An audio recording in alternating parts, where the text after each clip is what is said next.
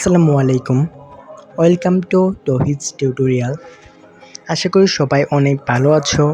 তোমাদের মাঝে আবারও চলে আসলাম নতুন একটি টপিক নিয়ে। তবে আজকের টপিকটি একটু ভিন্ন। আজকের টপিকটি হলো সেন্টেন্স। আজকে আমি আলোচনা করব সেন্টেন্স সম্পর্কে। এই ভিডিওটির মাধ্যমে আমি তোমাদেরকে সেন্টেন্স কত বড় এবং কী তা বুঝিয়ে দেওয়ার চেষ্টা করব, যাতে তোমরা দেখা মাত্র সেন্টেন্স চিনতে পারো। তো চলো শুরু করা যাক। সেন্টেন্স কি? A sentence is a set of words which gives a complete sense. অর্থাৎ ইংরেজিতে কথোপকথনের জন্য সেন্টেন্স সম্পর্কে ধারণা থাকা প্রয়োজন। সেন্টেন্স সম্পর্কে সম্যক ধারণা থাকলে কথোপকথন সহজ হবে।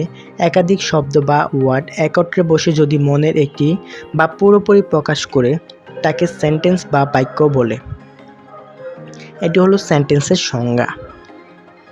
এরপর আসি অর্থবিদের সেন্টেন্সকে 5 ভাগে ভাগ করা হয়েছে। 1 নাম্বার অ্যাসার্টিভ সেন্টেন্স বা বিবৃতি বা বর্ণনামূলক বাক্য। 2 নাম্বার ইন্টারোগেটিভ সেন্টেন্স প্রশ্নবোধক বাক্য।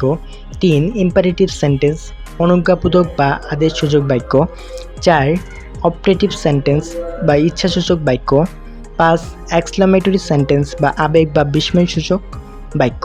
এগুলো হলো সেন্টেন্সের প্রকারভেদ। আবার অ্যাসার্টিভ সেন্টেন্সকে 2 ভাগে ভাগ করা হয়েছে, অ্যাফার্মেটিভ সেন্টেন্স এবং নেগেটিভ সেন্টেন্স। আশা করি তোমরা সেন্টেন্স কত প্রকার এবং কী তা বুঝতে পেরেছো। এর পরবর্তী ভিডিও থাকবে অ্যাসার্টিভ সেন্টেন্সের উপর। এভাবে ক্রমান্বয়ে তোমাদেরকে ইংরেজি গ্রামারের বিষয়গুলো বুঝিয়ে দেওয়ার চেষ্টা করবো ইনশাল্লাহ। তো পরবর্তী ভিডিও সবার আগে পেতে এখনই চ্যানেলটি সাবস্ক্রাইব করে রাখো। ধন্যবাদ সবাইকে। আল্লাহ হাফেজ।